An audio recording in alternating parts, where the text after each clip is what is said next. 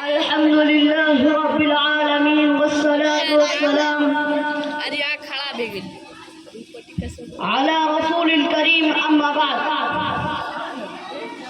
قال الله تعالى: أعوذ بالله من الشيطان الرجيم. بسم الله الرحمن الرحيم.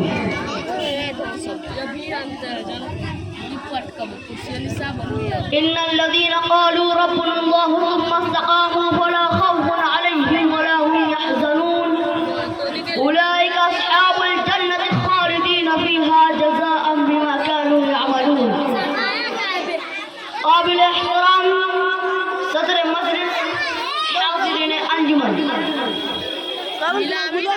آج کی اس پرونق محفل میں جس موضوع کی تحت روشنی ڈالنا چاہتا ہوں وہ استقامت. میرے بھائیوں، استقامت کا لغوی معنی جم جانا. شریعت میں کہتے ہیں کہ حق کو اپنانے کے بعد اس پر مضبوطی سے قائم رہنا، کسی بھی حالت میں اس سے نہ ہٹنا، جیسی بھی مشکل آئے اسے برداشت کر لینا.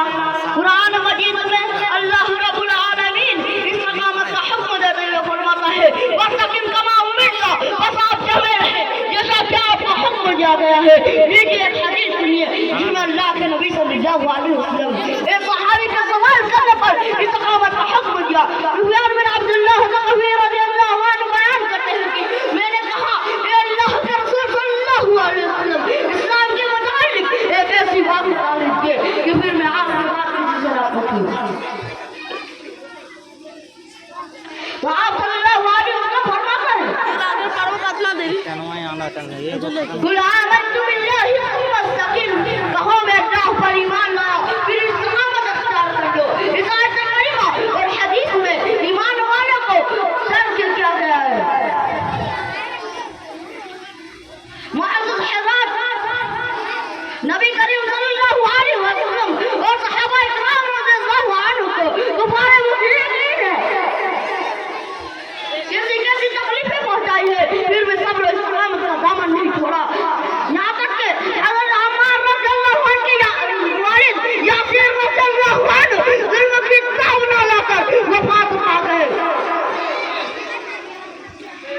کفار مشرکین نے آپ صلی اللہ علیہ وسلم کو دعوت کو روکنے کے لیے آپ صلی اللہ علیہ وسلم کے پاس شکایت کیا. اس وقت آپ صلی اللہ علیہ وسلم نے کہا: چچا جان، اللہ کی قسم، اگر یہ لوگ کفار مشرکین میرے دائیں ہاتھ پر لا کر سورج اور بائیں ہاتھ پر لا کر چاند رکھ دے، پھر بھی اسلام کو یعنی توحید کی دعوت کو نہیں چھوڑوں گا. اللہ کے اللہ تعالیٰ اس دین کو غالب کر دے یا اسی راستے میں ہلاک ہو جاؤں. ایک شاعر نے نبی کریم صلی اللہ علیہ وسلم کی قول کی کیا خوب ہی ترجمانی کی ہے: میری ہاتھوں پر لا کر چاند سورج بھی اگر رکھ دے، میری ہاتھوں پر لا کر چاند سورج بھی اگر رکھ دے، میرے قدموں تلے ہوئے زمین کا مال و زر رکھ دے، خدا کا کام سے بات ہرگز نہیں آ سکتا، خدا کا کام سے بات ہرگز آ نہیں سکتا. یہ وہ جھوٹے ہیں، جھوٹوں کو سچا نہیں کر سکتا.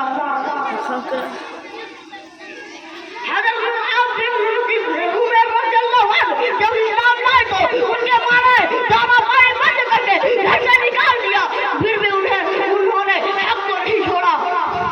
یہاں تک کہ حضرت عمار رضی اللہ عنہ کے والد یاسر رضی اللہ عنہ ظلم کی تاب نہ لا کر وفات پا گئے.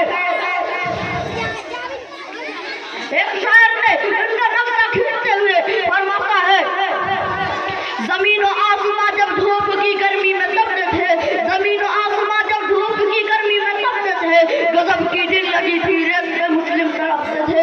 نشان سجدہ توحید تھا جن کی زمین پر، نشان سجدہ توحید تھا جن کی زمین پر، دھرے رکھتے تھے سخت پتھر ان کے سینے پر. اب اپنی تقریر کو ختم کرنا چاہتا ہوں. بہرحال ہم تمام مسلمانوں کو استقامت اختیار کرنے کی توفیق عطا فرمائے اور ان پر چلنے کی توفیق عطا فرمائے. آمین. دعوانا الحمدللہ رب العالمین.